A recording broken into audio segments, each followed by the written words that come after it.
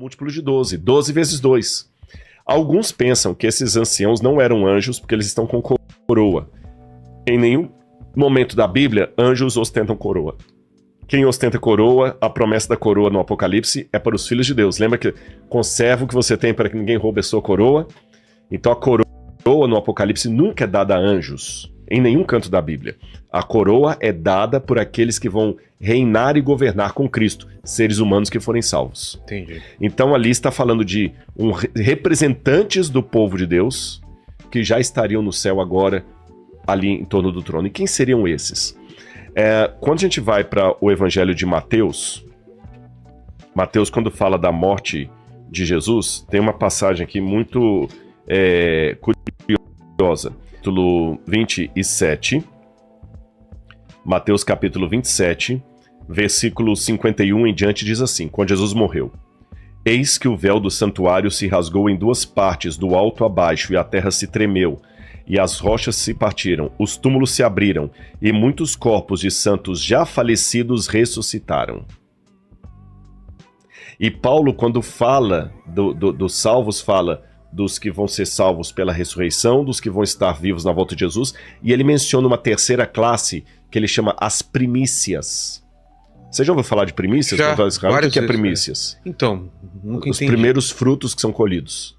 É a parte melhor. Melhor, exatamente. Primeiro você colhe os primeiros frutos, o que você tinha, que mostrou também lá no museu atrás, do azeite, Exato, né? Pronto, você deu um excelente exemplo. Que primeiro vinha um azeite melhor, que era o de maior qualidade. Que a gente chama de extra virgem. Isso, e depois vem os outros. Então as primícias, você espremia, dava o melhor. E espremia do que sobrou, dava o segundo. E espremia, ia dando... Entendi. Vamos pensar assim, até numa questão orçamentária em casa. Tá. Se você, quando chega assim, tem isso aqui, quanto você vai pagar, você prioriza. O primeiro dinheiro que você parar é esse aqui, ó. Vamos supor que Deus que defenda, você tá com um parente muito querido no hospital, plano de saúde. Olha, não primeira coisa é o plano de saúde. Se for para atrasar alguma coisa, eu atraso a água, mas isso aqui é o plano de saúde, eu não vou brincar. Então, na Bíblia, os primícias é para Deus. Por isso que a primeira colheita se mandava pro templo. Entendi. Então, simbolicamente, é como se Cristo, ao ir ao céu, levasse com ele já as primícias dos salvos. Senhor, aqui estão com alguns. E eles se assentam ali. É o que representam esses 24. Exatamente. 12 vezes 12. 12 vezes 12. Então nós temos ali. Por que colocou desse jeito?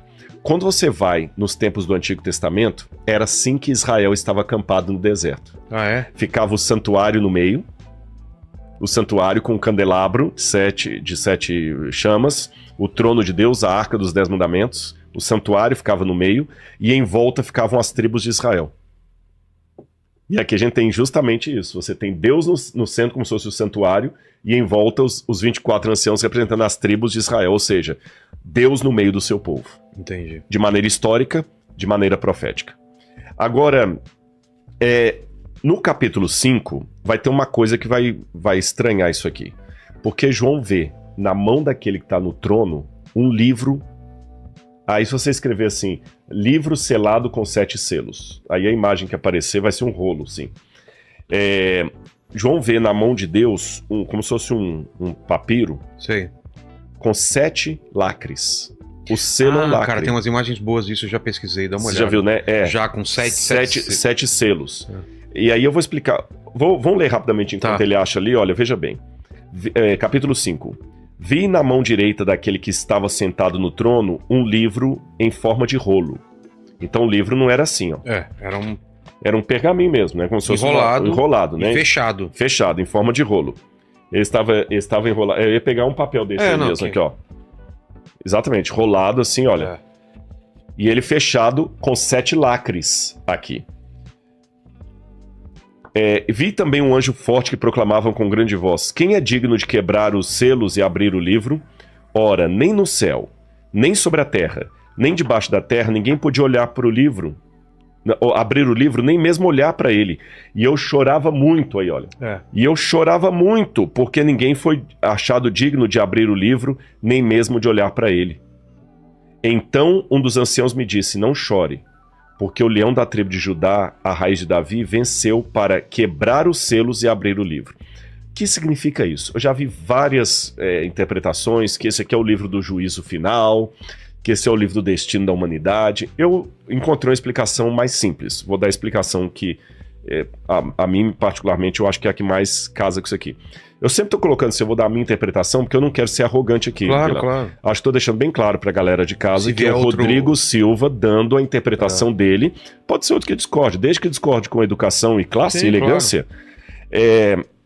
Olha bem, na arqueologia, os livros, os documentos no passado, eles eram guardados em cartório hoje. Tá certo? Eles guardavam em cartório. Então eles, por exemplo, eles pegavam um certidão de casamento, certidão de nascimento, que havia também, algumas coisas, faziam um rolo como você fez ali e lacravam. Tá certo? Cartas, quando eram enviadas, também eram lacradas assim. Eu escrevi uma carta, me dá esse papelzinho, por favor. Escrevi uma carta aqui pro Vilela, né?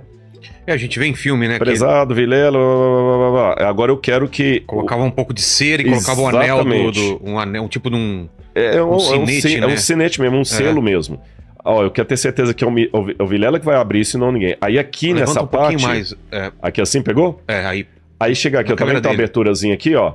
Aí. Nesse ponto aqui, eu pegava, colocava um pouquinho de argila, que cola, e vinha com um anel, pá, e selava aqui. Quando o Vilela recebia a minha carta, o Vilela sabia que a carta chegou intacta. Ninguém abriu. Exatamente. Aí o Vilela fala, a carta é pra mim. Aí o Vilela quebra o lacre, abre a carta e lê o que eu escrevi. Tudo bem até aí? Game of Thrones, você vê muito isso. Game of Thrones. Só que havia uma coisa. Não que Game of Thrones tá seja Bíblia, uma representação da Bíblia, mas só pra dar um exemplo, né? Não, mas tem coisas, né? Gestos. Agora, só que tem uma coisa. Tinha um tipo de documento que tinham 7 selos. Porque normalmente os documentos tinham 1 a 3 selos. Ah, é? Nunca mais do que isso. Mas tinha um documento específico que tinha 7 selos. Qual era? Herança. Ah, não sabia. Inclusive, nós temos achados arqueológicos da região de Samaria, se eu não me engano, em Elefantina também, documentos judaicos até de 400 a.C., papiros, e alguns estão muito bem preservados, que o documento já está todo assim, bem preservado, não para 2.400 anos, craquelado, mas você vê os 7 a marca selos. Dos selos. Então, quando tinha 7 selos, era porque era referente à herança. Herança. Então. Em Roma também havia isso. Quando uma herança ia ser dada, eles traziam o tabelião, tabelião, e o tabelião vinha com 7 testemunhas.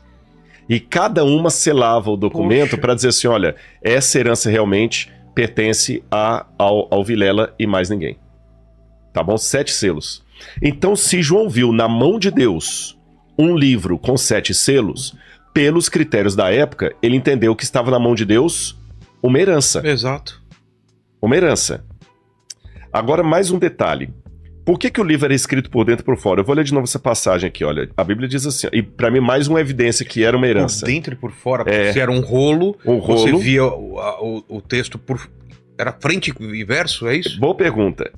Esse aqui eu não vou falar para ele procurar a imagem não, que essa vai ser mais difícil de achar. Qual? Eu tenho em casa, mas eu vou desenhar aqui para vocês. Deixa eu ler a passagem de novo, que às vezes o pessoal não percebeu. Aqui, olha. Vi na mão da direita daquele que estava sentado no trono um livro em forma de rolo, escrito por dentro e por fora. Esses selos que eu falei, esses livros selados de herança, eles eram assim, ó. Tá aqui a folhinha de papel, tô pegando certinho aqui. Assim, né? Aqui eles escreviam herança. Certo. Aí eles faziam assim, ó. Dobravam aqui. Coloca aqui, ó. Dobravam aqui assim. Tá. E só até metade. Só até metade. Até metade. Aí aqui eles colocavam 7 lacres. Tá. 1, fechando. 2, 3, 4, 5, 6, 7 lacres. Certo. E o que escrevia aqui? Um resumo do que estava aqui dentro. Ah, para você ter uma ideia do conteúdo do... Por que isso? Vamos pensar em praticidade. Claro, tá numa estante cheio de Exatamente. Chegou agora o filho do Vilela, o Noah tá aí pra pegar a herança dele. O cara pega o documento errado. É como chega a carta fechada pra você e vem lá, você sabe que já é IPTU, ou é multa, ou de quem vem. Antes de abrir. Infelizmente. Exatamente, infelizmente. Porque, imagina bem, se num cartório daquela época romana, o Noah chegou aí pra pegar a herança que o Vilela deixou pra... Aí o cara, por equívoco, ao invés de pegar a herança do Noah... Quebra o lacre de outro. Quebra o lacre de outro. Então, pra eu ter certeza que é a do Noah mesmo, ele confere. É você mesmo? Então, aí tá escrito por fora, mas tá lacrado. Entendi. Mais uma prova que é documento de herança. Por que João chorava copiosamente? Quando João estava com Jesus no Monte das Oliveiras... Não, perdão, no Monte das Oliveiras não. Vou corrigir isso aqui. Deixa eu começar de novo, pode ser? Começa comigo? Não comigo mesmo. Não, mas uma reação minha? Vai. E por que João chorava copiosamente ao ver o livro da herança na mão de Deus? É porque João certamente estava com Jesus quando no alto daquela montanha lá na Galileia, Jesus ensinou as bem-aventuranças e ele ouviu dos lábios do Salvador Jesus dizendo assim: bem-aventurados os pobres de espírito, porque deles é o reino do céu. Bem-aventurados os que choram, porque serão consolados. Bem-aventurados os mansos, porque herdarão a terra. Preste atenção. João ouviu, os mansos herdarão a terra. Essa promessa da herança está espalhada em toda a Bíblia. Muitos judeus do Antigo Testamento, hebreus, pessoas que eram fiéis a Deus, cristãos do Novo Testamento, morreram esperando a herança. Hebreus capítulo 11 fala da galeria dos heróis da fé que morreram aguardando a promessa de Deus da terra prometida. Que não é necessariamente a terra de Israel, estou falando agora daquela cidade cujo construtor e arquiteto é o próprio Deus, diz o autor de Hebreus, que até Abraão esperou essa cidade. Então todo mundo está esperando ser o que vai herdar a terra. Só que tem um problema, porque o único que pode abrir os lacres é o herdeiro. Mas o Apocalipse diz que logo depois que João viu aquilo na mão de Deus, ora, nem no céu, nem sobre a terra, nem debaixo da terra, ninguém podia abrir o livro, nem mesmo olhar por ele. O que você conclui? Ninguém tinha dignidade para ser herdeiro. Se ninguém era herdeiro, o lacre não seria partido, a herança não seria conferida. Faz sentido? Claro. Por isso que João chorava. Aí um dos anciãos daqueles 24 chegaram para ele e falaram assim: João, não chora não, porque o Cordeiro de Deus, que é Jesus, ele venceu para abrir o selo. Ele é o herdeiro. Por isso que Paulo vai falar que nós somos co-herdeiros com Cristo. Cristo é o herdeiro de Deus. Nós somos co-herdeiros com Cristo. Quando Cristo morreu na cruz do Calvário, ele legalmente adquiriu o direito de ter a terra como herança. E ele partilha conosco a herança que era dele. Então nós não somos herdeiros do céu. Nós somos co-herdeiros de Cristo do céu. Por isso que a promessa do Apocalipse é: o vencedor sentará comigo no meu trono, assim como eu sentei com meu pai no meu trono. O vencedor dará uma coroa. O vencedor andará comigo vestido de branco. O vencedor, eu vou dar para você o meu cetro. Olha a humildade de Cristo. O vencedor sentará comigo no meu trono como eu sentei com o Pai. Isso é muito sério, Vilela. Veja bem, eu não posso rebaixar Jesus, porque Jesus é Deus. Mas ele é Deus numa situação que eu não tenho como ser Deus, porque Deus é inigualável. Mas ele fala que de alguma maneira ele vai compartilhar a glória dele comigo, então não pode ser a glória divina, porque essa é única. Que glória Cristo vai compartilhar comigo? Aquela que ele, por causa da cruz do Calvário, vai ter agora, que é uma glória ainda ferida, com as marcas dos cravos das mãos. Você entendeu? Foi o preço que ele pagou. Então ele é o vencedor. Por isso que João agora enxuga as lágrimas e começa a ver que à medida que Cristo vai quebrando cada lacre, vão acontecendo de novo uma etapa de sete episódios que ilustram novamente a história do povo de Deus. Cada vez